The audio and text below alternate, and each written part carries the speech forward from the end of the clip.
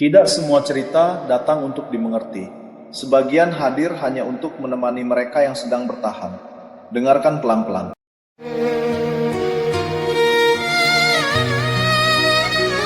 Aku tidak pernah pandai menjadi orang yang terlihat.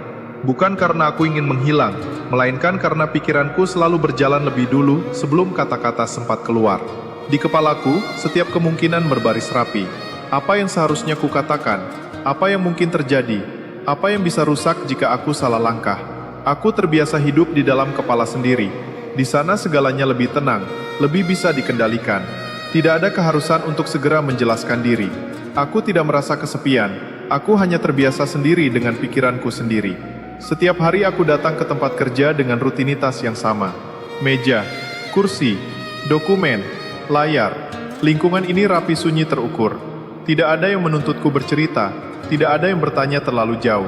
Aku menyukai itu. Di tempat seperti ini, aku bisa bekerja tanpa harus membuka diriku. Aku bisa hadir tanpa harus terlihat. Aku menyelesaikan tugasku dengan baik. Aku tidak menonjol. Aku juga tidak tertinggal. Aku ada dan itu cukup. Setidaknya, itu yang selalu kupercayai.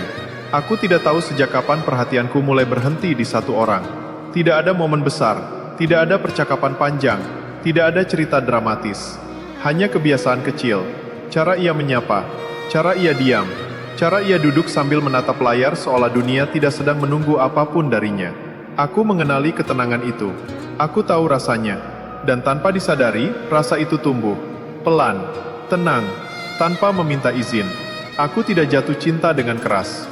Aku jatuh cinta dengan sunyi. Setiap kali aku ingin berbicara, kepalaku bergerak lebih cepat. Jika aku mengatakan ini, apa yang akan berubah? Jika aku membuka perasaan, apa yang mungkin hilang?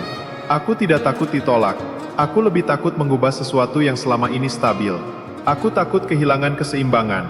Takut membuat ruang kerja menjadi ruang yang canggung. Aku terlalu paham konsekuensi. Dan pemahaman itu membuatku diam.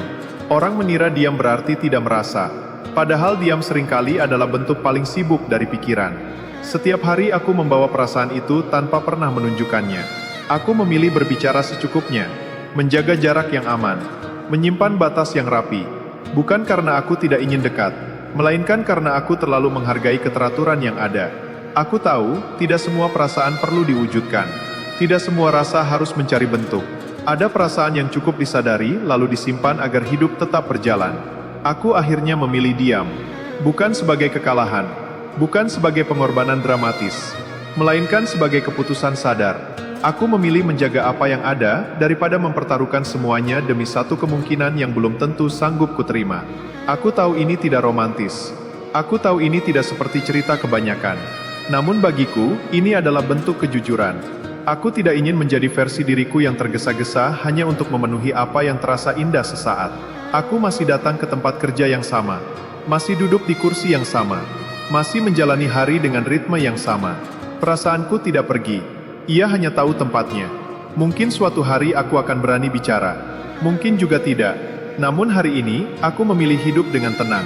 Karena tidak semua cinta harus diucapkan untuk diakui keberadaannya.